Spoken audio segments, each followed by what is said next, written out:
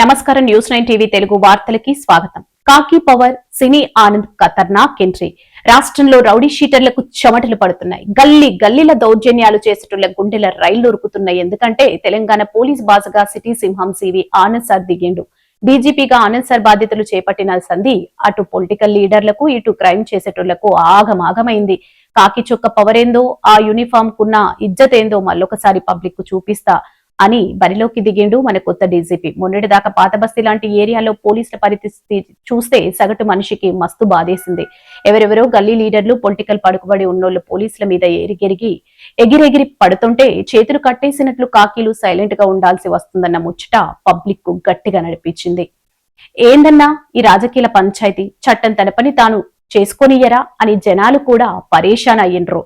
Road మీద అడుక్కునేటోడు కూడా పౌరుషంగా బతుకుతాడు, కానీ డ్యూటీ చేసే పోలీసోడికి మాత్రం ఈ రాజకీయ నాయకుల వల్లే ఇజ్జత్ పోతుందన్న కోపం జనాల్లో రగులుతూనే ఉంది. కానీ ఇప్పుడు సీన్ మొత్తం రివర్స్ కాబోతుంది. ఆనంద్ సార్ ట్రాక్ రికార్డ్ చూస్తేనే కతరం ఉంటది. ఆయన సిటీ కమిషనర్ గా ఉన్నప్పుడు చేసిన ఆపరేషన్లకు గుండాలు, రౌడీలు ఎక్కడికక్కడ సర్దుకుండ్రు. ఇప్పుడు ఏకంగా రాష్ట్రానికి డీజీపీగా కుర్చీల కూర్చున్నాడు. ఇంకా వేట మొదలైనట్టే. పోలీసుడి చొక్కా పట్టుకోవాలన్నా, కర్రెర చేయాలన్నా ఏ నాయకుడికైనా, క్రిమినల్ కైనా వణుకు పుట్టాల్సిందే.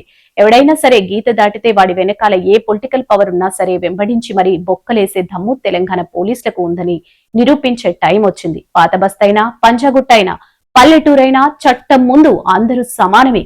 తప్పు చేస్తే యాక్షన్ పక్కా అన్న మెసేజ్ గ్రౌండ్ లెవెల్లో క్లియర్ గా వెళ్తుంది.